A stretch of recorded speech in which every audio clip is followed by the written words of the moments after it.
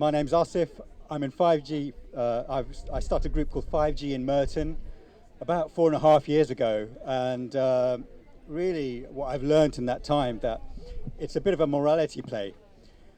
A lot of the problems that many speakers will be talking about today wouldn't exist if people were just honest, have integrity, and commit no fraud, commit no harm.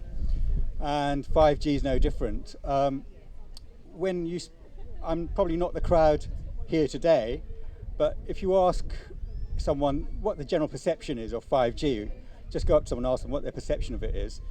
I guess they would have a feeling of some sort of bright light, a slick device, invariably a phone, which would have very vibrant colors coming off it, and it's very responsive and quick and exciting to use. Okay, and I don't blame them for having that image. It's because that has been purposefully shoved down people's throats time and time again. So although that image is seductive and it's pacifying in that, okay, it's a nice new toy, a truer picture, a wider picture, less distorted picture is one which many of us are familiar with. A massive tower. Think of it as a massive tower that goes into a box, not a phone, just a box, a faceless box. And we're seeing that more now with, of course, ULEZ. And it's a box with a camera and a myriad of other sensors or Internet of Things. Currently the councils are calling them sensors. So these sensors are put in boundaries of councils to see how far you're traveling. So it's a punitive response to how far you're going and also what you're driving.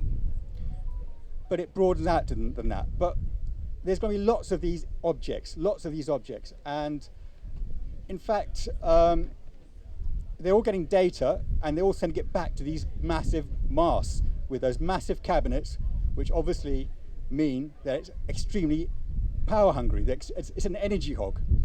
So these very wasteful masts are being used, but they're getting data that the masts are sending on to phones or other devices or ULEZ or whatever. That's being sent back to the mast and goes to a server somewhere else.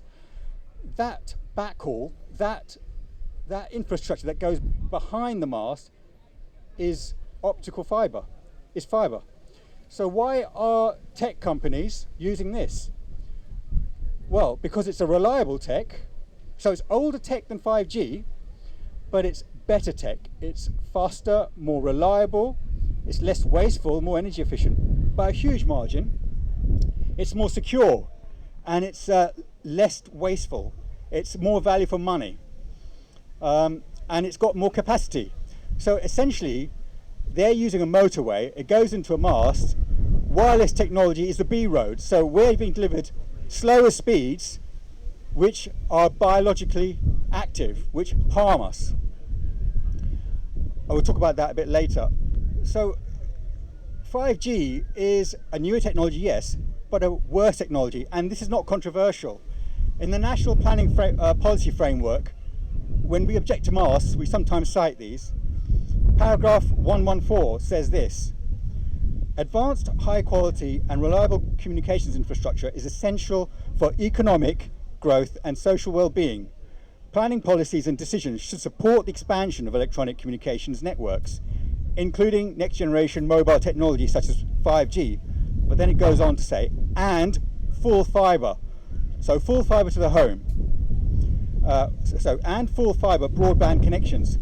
Policies should be set on how high quality digital infrastructure providing access to services from a range of providers is expected to be delivered and upgraded over time, and this is a key thing, and should prioritize full fiber connections to existing and new developments, as these connections will, in almost all cases, provide the optimum solution. So there's an older tech that provides a better solution, but we're not asked about it.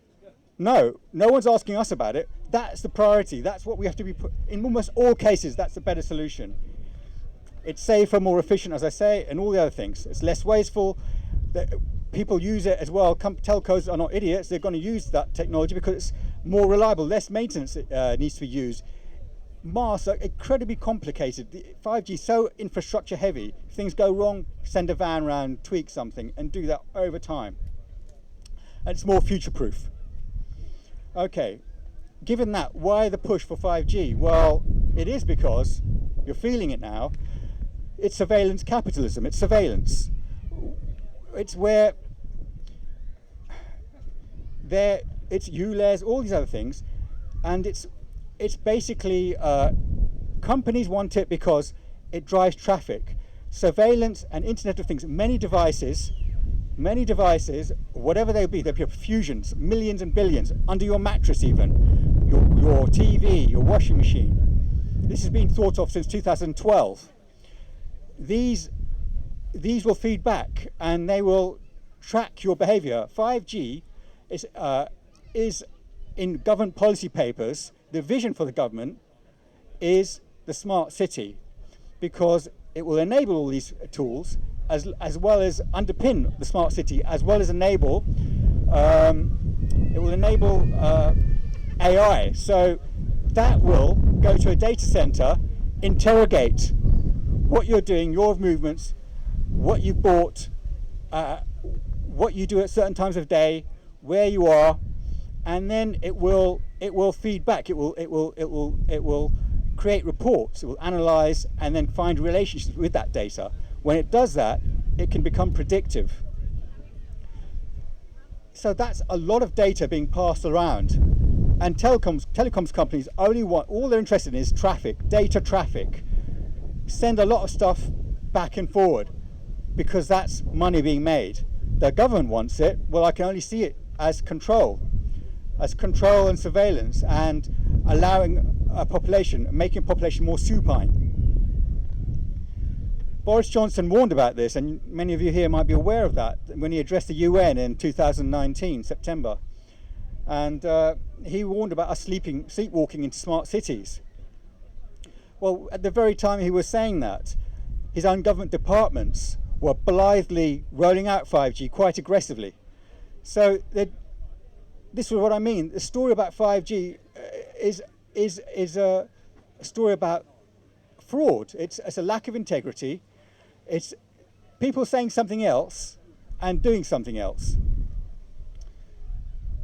So you might have seen in your local areas these street hubs. They look like hoardings, video advertising hoardings that have a bit on the side that give you free Wi-Fi and allow you to make phone calls.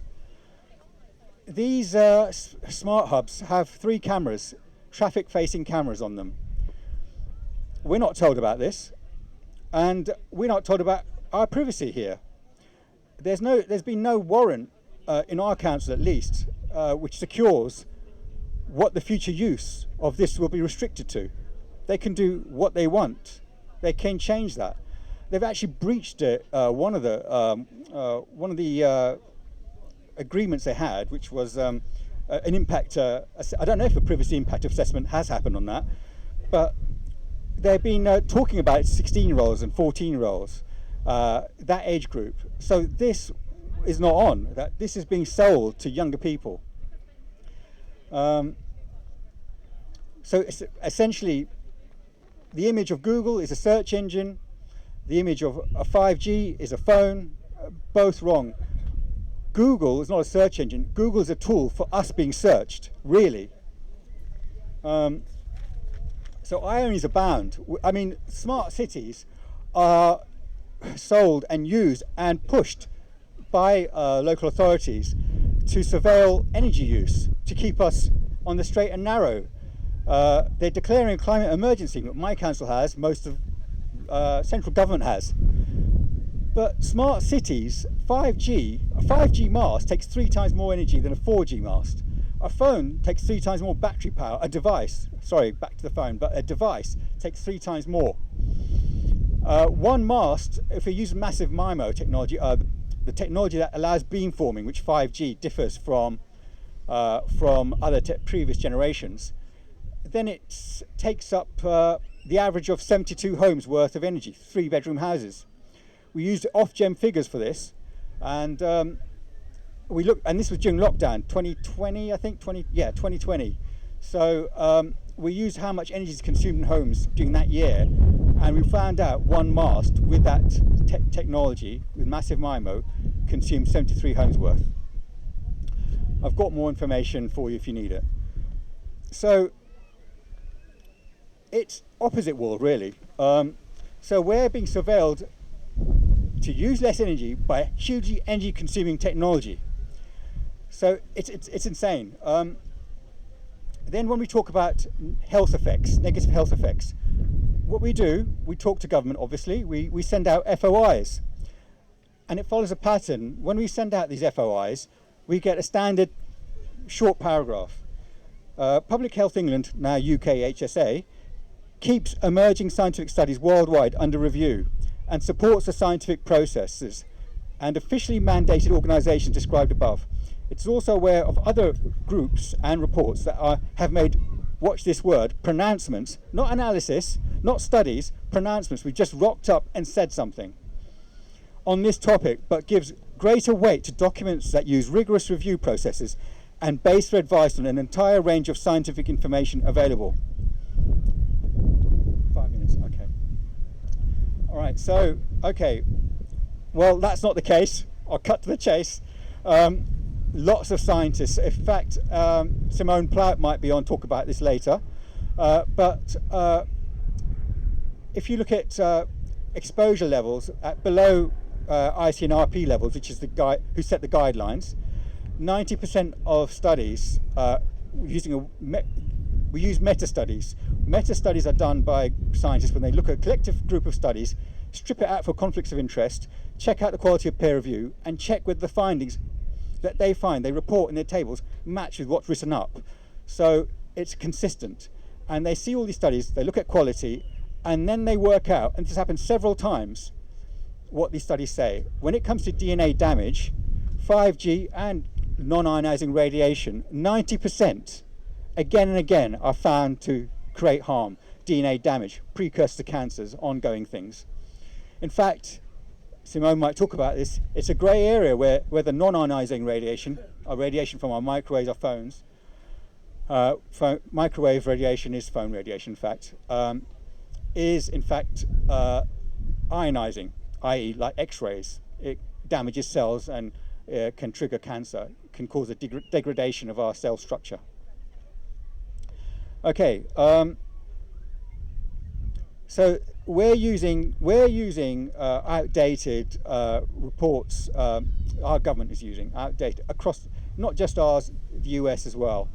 And the FCC was caught on this as well. Children's Health Defense, Robert Kennedy's organisation, as well as Environmental Health Trust, they went to court, and in 2021, in August, it was found that, they found that ICNRP and FCC had, ICNRP's guidelines based in 1996, they're that old, but the science has been, science beyond a certain date has just not been looked at. They're not up to date, and hundreds of studies that show harm below the exposures causing harm, hundreds have been dismissed and disregarded.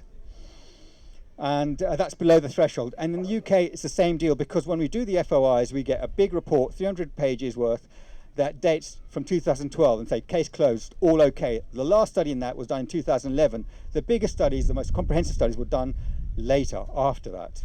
And they lasted 10 odd years, 14 years. So, all right, so basically to round up, this is what we know. There's tech better than 5G, and we're not given the choice. It's about bringing the smart city. Government is not keeping up with the science or using the weighted approach.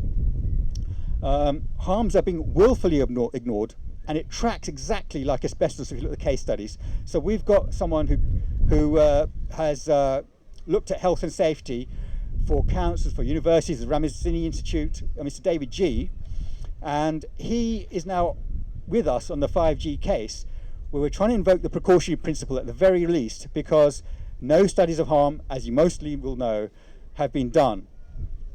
So harms are being willfully ignored. The selected body from which most of the countries derive guidelines is not fit for purpose. Women, children, people with metal implants, the disabled, the elderly are excluded from the tests. Physicists set the guidelines, not biologists. Physicists use models in their models for biological harm.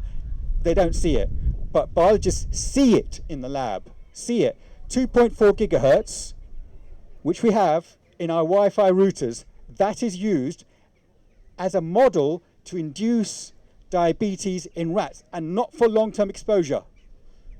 Diabetes has skyrocketed. Yes, processed food is part of it, and people here who are very aware about good eating, that's a key strand.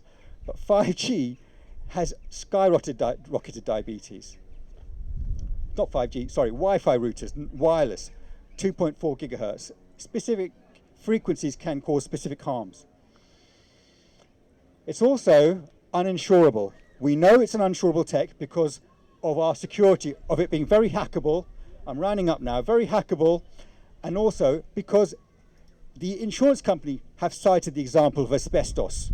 So now, at a certain point, people were saying asbestos is harmful for ages. They were shut up, scientists were excluded, derided, and then there's a point where people got cancers, and it was too far gone, or didn't know they had it, they had the fibre in there, and it was latent, and it happened later, 20 years later, 25 years later.